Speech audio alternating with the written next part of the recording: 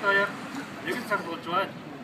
Монгол Улсын нийслэл Улаанбаатар хотод ч гэсэн дэлгүүр цуглаан зохион байгуулагдж байна. Өмнөд Монгол хүний эрхийн байдал огтхон сайжирч өөрчлөгдөхгүй байна.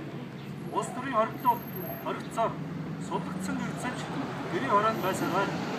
Нэгдсэн хатаа уучин хувийн жишээ үүнийг нотон харуулсаар хатаагийн хоёр хөл шоронд болсон эмгэг өвчнөөс болж мэдээ алдан хайрууд болсгүй болох гэсэн аимшигтай иргэншилтэй мэдээж дуулж байна.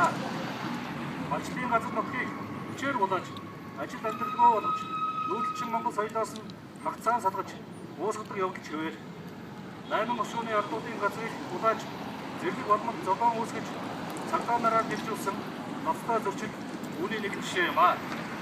Өмнөд монголчуудын ариун нандин халдашгүй дахин чөлөөний газар бол Орд улсын эзэм орон дахь Чингис хааны онгон билээ.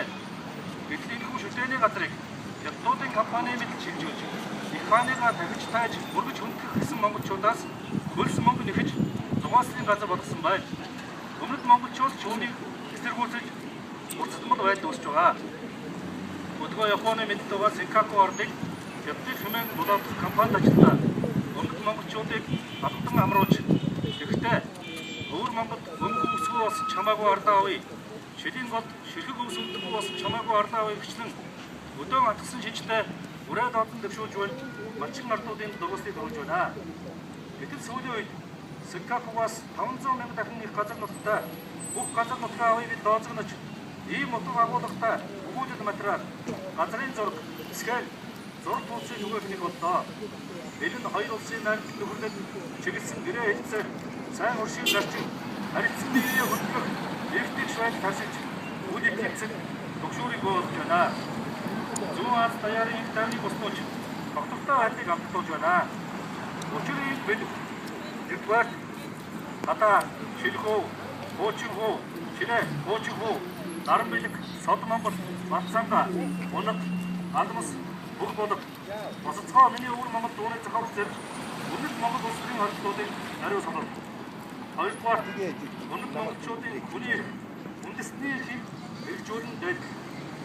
Гуравдугаар өмнөд монголчуудын их соёлыг уусган устгахгүй явуулахыг арилгах. Дөрөвдугаар өмнөд монголчуудын уран нутгийг булааж Монгол баярын сүлжээ улсын халагчуугаас хүчээр салгаж амтг харахгүй болохоо эцлэн хязгаар. Тавдугаар Зүүн Азийн их тайван харилцсан үндэстнтэйгээр зэрэгцэн орших зарчмыг хөндлөж бусад улсын нутаг дээр сөрдөн бүтсэн хөрөнгөний агуулгатай өгүүлбэрүүдийг насан зогсоогоо шаардж байна.